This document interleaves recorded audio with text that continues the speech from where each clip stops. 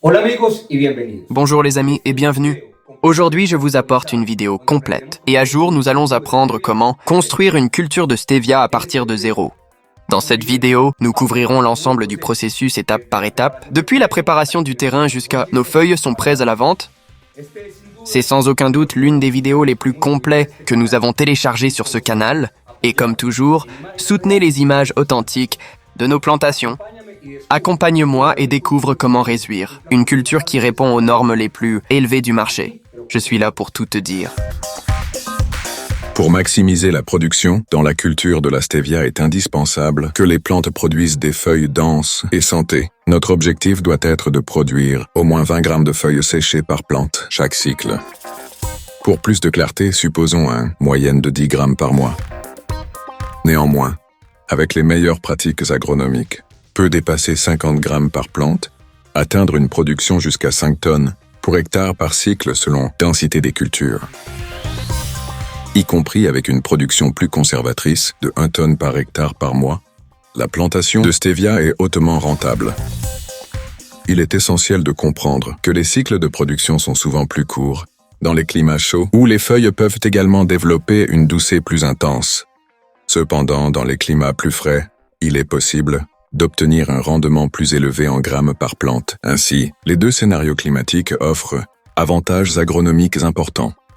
Il convient de noter que la culture de la stevia nécessite des investissements importants, ressources telles que les engrais, les intrants pour le contrôle des ravageurs et des maladies, le désherbage et un espace adéquat.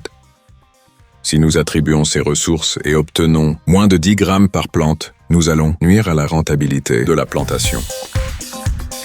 Voyons maintenant comment réaliser cette culture de stevia pas à pas, basée sur 22 ans d'expérience de planter des cultures de stevia.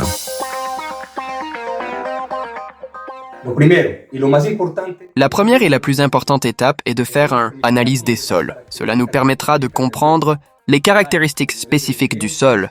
Par exemple, le niveau nutritionnel, le pH et autres facteurs clés. Avec ces informations, nous pourrons appliquer amendements et des engrais convient à une croissance optimale de nos plantes et préserver le sol. La première étape consiste à éliminer les mauvaises herbes et les arbustes, puis à labourer le sol manuellement ou avec des machines jusqu'à ce qu'il soit meuble et bien aéré.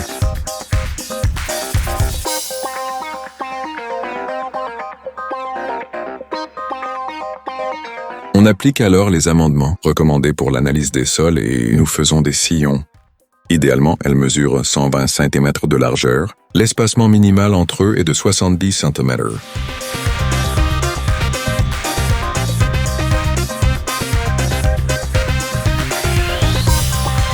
Pour conserver l'humidité et minimiser la croissance des mauvaises herbes, nous couvrons le sol. Le paillis peut être organique, comme la balle de riz, la fibre de coco, des pailles ou même des résidus de tiges de stevia. L'utilisation d'un film plastique est également courante. Il est durable et facile à obtenir. Il est important de choisir la bonne couleur en fonction de la météo. Le plastique noir convient au climat frais car augmenter la température du sol, et gris ou blanc adapté au climat tempéré et chaud séparément. Ils réfléchissent le rayonnement solaire et évitent surchauffe. Une fois couvert, nous perçons le plastique avec un outil artisanal en ajustant l'ouverture selon système d'irrigation. Plus grand pour l'irrigation par aspersion, plus petit pour l'irrigation goutte à goutte. Cela prépare le sol pour la transplantation de plants de stevia.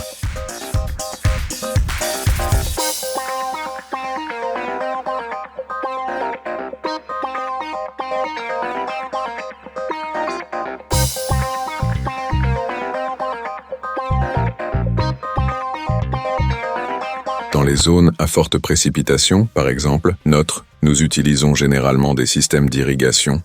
Par aspersion, il est possible, installé après avoir couvert le sol.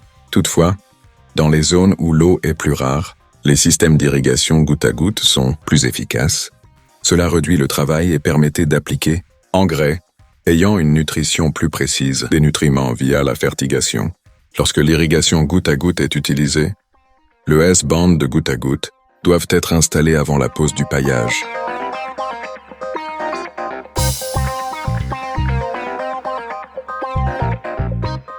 Faisons un trou dans le sol, préhumidifié. Nous utilisons un bâton fin avec une très petite pointe. Nous retirons les plantules, que ce soit de notre propre pépinière ou d'un fournisseur fiable.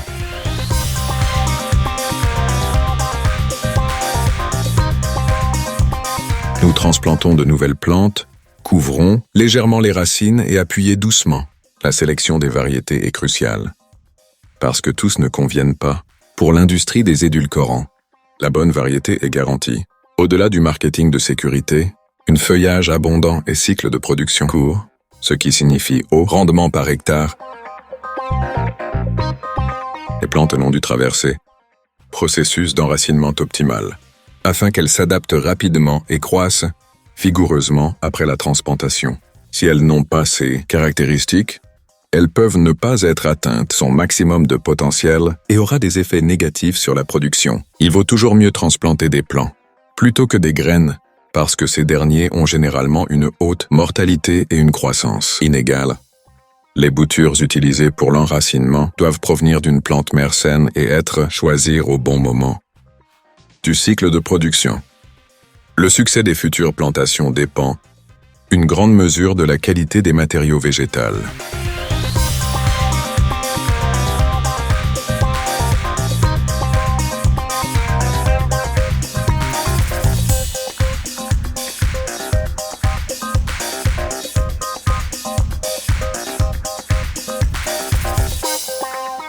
Nous effectuons au moins 2 tailles de formation. La première peut être faite avant ou juste après transplantation.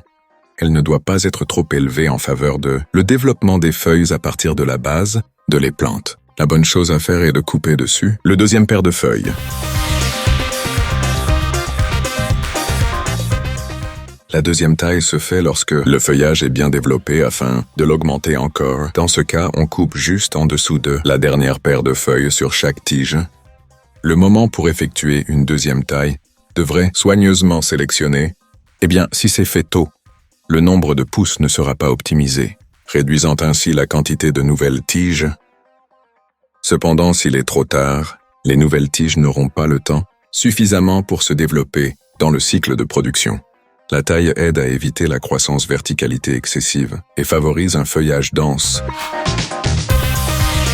La fertilisation racinaire doit être appliquée au moment optimal du cycle de production afin que les plantes puissent absorber une nutrition efficace. La dose et la fréquence d'administration doivent, soyez précis, complétées par une fertilisation foliaire. En outre, la mise en œuvre du contrôle est essentielle, contrôle strict des ravageurs et des maladies afin de garantir la santé des cultures. Le meilleur moment pour récolter la stevia est identifié quand les feuilles commencent à devenir plus dressées et rigides. La vigilance est cruciale, l'apparition des bourgeons ou les feuilles basales deviennent jaunes. Car tous deux indiquent que la meilleure période de récolte est passée. Le retard de la récolte pourrait avoir de graves conséquences. Les feuilles mûres non récoltées à temps se dessèchent rapidement, passant du jaune à brun, puis à noir, et perdent leurs propriétés édulcorantes, ce qui influence direct sur la qualité du produit. En outre, certaines tiges peuvent s'assécher, qui rend difficile la régénération nécessaire dans le prochain cycle de production. Bref, une récolte inopportune peut être considérablement réduite la production et augmenter la mortalité des plantes. Il est important de se rappeler que le jaunissement des feuilles basales n'est pas toujours un indicateur de retard de récolte. Cela peut aussi être dû à d'autres facteurs tels que stress hydraulique, carence ou problèmes nutritionnels, ou de problèmes phytosanitaires. Ainsi, il est essentiel de maintenir une surveillance continue de culture pour détecter toute anomalie en temps opportun pour garantir une bonne récolte, maximiser la rentabilité en temps opportun et durabilité des cultures. Il existe 2 types de marchés. Pour la stevia, les deux ont des exigences différentes. Le premier est le marché des magasins, naturistes et chaînes où nous privilégions l'esthétique du produit. Est crucial pour ce marché, déshydrater les feuilles à une température contrôlée. Cela peut être fait au four, fabriqué à la main. Ce four doit avoir une source, système de chauffage et de ventilation qui permet circuler l'air chaud à l'intérieur. Le temps de séchage dépendra de la relation de la quantité de feuilles et la chaleur appliquée. Une fois les feuilles sont déshydratées correctement, il faut exécuter une sélection manuelle pour éliminer les résidus, les tiges et les feuilles brunes, garantissant uniquement les meilleures feuilles. Le deuxième marché est le marché industriel. Il met davantage l'accent sur la puissance de la douceur, avant qu'apparence des feuilles. Dans ce cas, les exigences de séchage et le travail après la récolte sont moins rigoureux.